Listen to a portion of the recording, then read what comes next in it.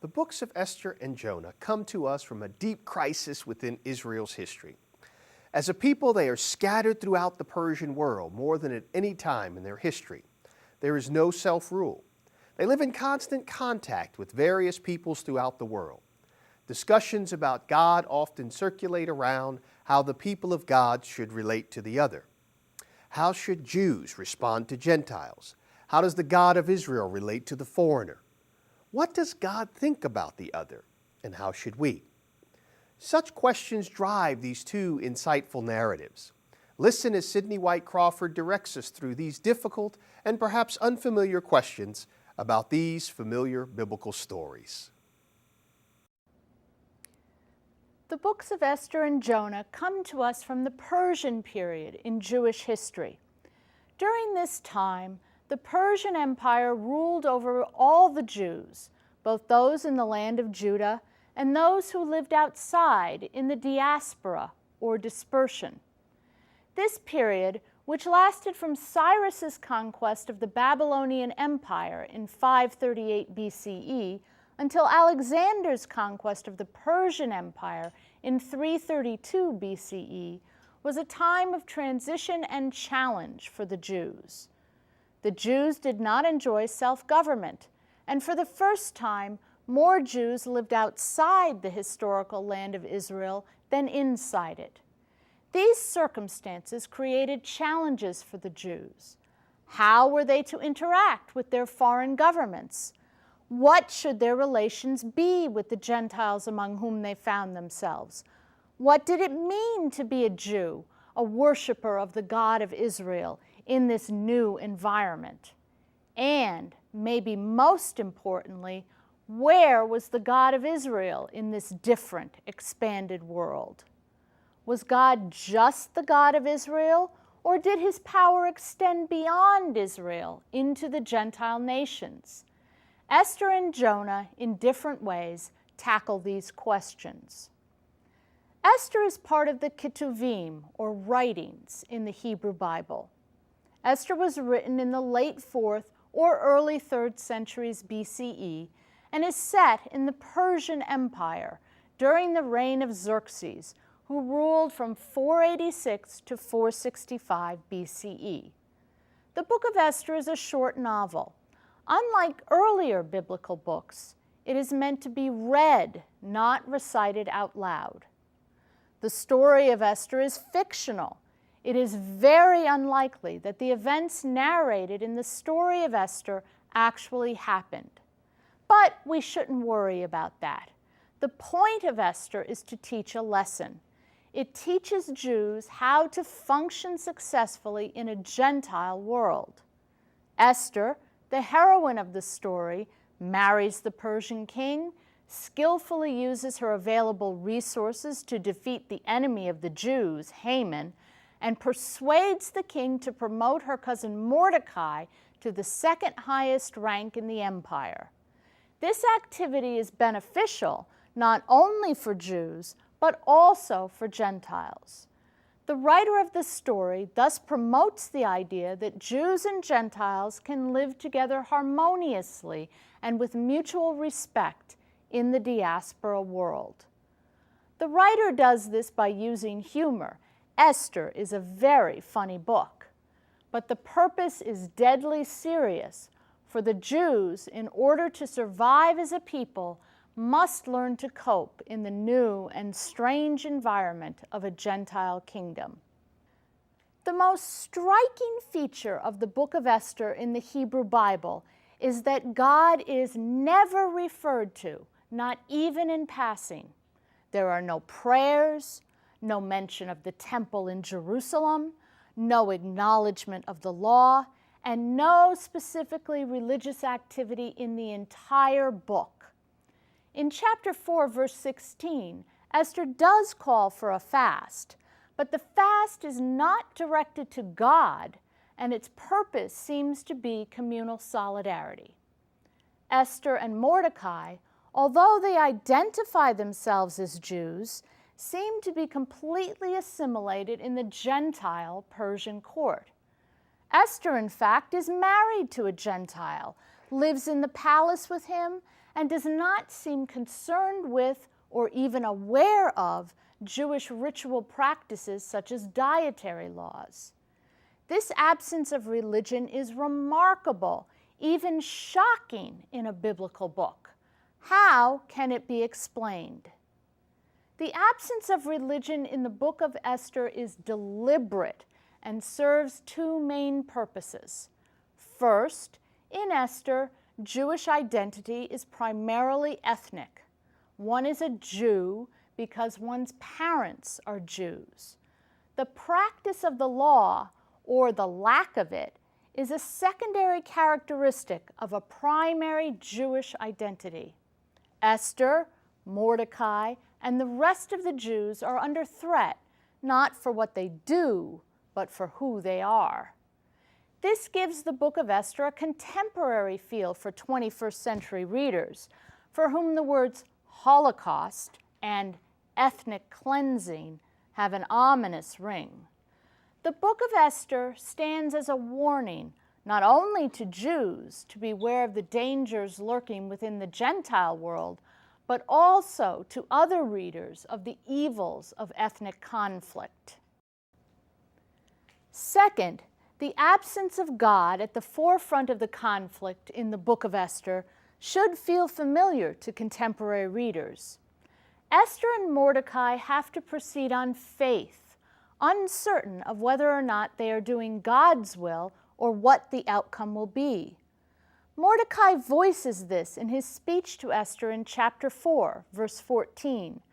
"For if you keep silence at such a time as this, relief and deliverance will rise for the Jews from another quarter, but you and your father's family will perish. Who knows? Perhaps you have come to royal dignity for just such a time as this." Another quarter may be a veiled reference to God, but it is certainly not explicit. And Mordecai's "who knows" is terribly poignant given the circumstances. How often do we, as people of faith, find ourselves in similar circumstances, trying to do our best, with God hidden somewhere in the background? This is the normal human experience, and this theology of Esther's is something we can easily relate to. Jonah is another biblical book that is easy for us to relate to. Jonah, like Esther, is a short story meant to be read, and its author uses broad humor to make a serious point. Also, like Esther, Jonah is fiction, but with a historical setting. In the Hebrew Bible, Jonah is part of the division Nevi'im, or prophets, and makes up one book of the 12 minor prophets. Unlike the other prophetic books, however, Jonah does not collect sayings of a prophet, but tells a deceptively simple story about a certain prophet named Jonah. This Jonah is simultaneously the worst and the most successful prophet in Israelite literature. The book of Jonah asks the question, is God the God only of the Israelites, or does God's power extend to other peoples? The answer, given in the first verses of the book, is yes. God commands Jonah to go to Nineveh, a Gentile city, and prophesy over it. Now, Nineveh wasn't just any Gentile city, but the capital of the great Assyrian Empire, which destroyed the northern kingdom of Israel in 722 BCE. So if God's power extends to Nineveh, it indeed extends over the whole world. How then should the Jews react to that knowledge? Not the way Jonah does. His first action is to run away in the opposite direction from Nineveh by taking a ship to Tarshish. We as readers already know this is pointless. If God's power extends over the whole world, Jonah can't escape in a ship. And sure enough, God, who unlike in Esther is a very active character in Jonah, threatens to sink the ship in a storm. Jonah, admitting the storm is his fault, advises the sailors to toss him overboard. But the Gentile sailors, in one of the ironic twists in the book, prove more moral than Jonah and try everything else they can do to save the ship. Finally, begging Jonah's God's forgiveness, they hurl Jonah over the side, and the storm immediately ceases. Now comes the episode for which Jonah is best known. Jonah is swallowed by a great fish, which plunges him to the depths of the sea. We miss the point if we concentrate too much on the fish. The writer wants us to realize that God holds sway not only in the heavens, but also over the whole earth and even into the deeps of the sea. Jonah seems to get the point when he sings in chapter 2, verse 9, "Deliverance belongs to the Lord," and the fish vomits him out onto the beach. The second half of the book emphasizes the second theological point. This all-powerful God is also all-merciful. Jonah finally trudges off to Nineveh to carry out his call. Lo and behold, he has only to open his mouth, and the Ninevites are repenting in sackcloth and ashes. Jonah is the most successful prophet in history. Even the king on his throne repents to this new God. Echoing Mordecai's question, the king says in chapter 3, verse 9, "Who knows? God may relent and change his mind.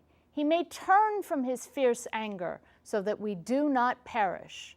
And God does forgive them and averts the planned calamity. This might be the end of the story, except for Jonah's reaction. Here is where so many of us so strongly identify with Jonah, though we may not want to admit it. Jonah is furious. His sense of justice is offended. How can God have mercy on these horrible, sinful Ninevites? Jonah turns God's mercy into a negative trait. He says in chapter 4, verses 2 and 3, "That is why I fled to Tarshish at the beginning, for I knew that you are a gracious God and merciful, slow to anger and abounding in steadfast love, and ready to relent from punishing. And now, O Lord, please take my life from me, for it is better for me to die than to live." Jonah has no fellow human feeling for the Ninevites. They seem to be wholly other for him. But God is patient with Jonah, trying to make him see God's position. God creates a plant to give Jonah shade, and then destroys the plant with a withering east wind. The subtle point is that God, who created the plant with which Jonah sympathizes, also created the Ninevites, with whom Jonah does not sympathize. But Jonah gets angry enough to die. Finally, God says, "You are concerned about the bush, for which you did not labor and which you did not grow. And should I not be concerned about Nineveh, that great city, in which there are more than 120,000 persons who do not know their right hand from their left, and also many animals?" The question is left unanswered, but we are meant to know the answer, for it comes out of the tragic events of Israel's history, the destruction of their kingdoms and the exile, and their subsequent survival and rebirth. God is the God of both Jews and Gentiles, and God's power and mercy extends over the whole world. That is the message that the books of Esther and Jonah carry forward from the Persian period and helps make possible the subsequent growth of Judaism and the birth of Christianity.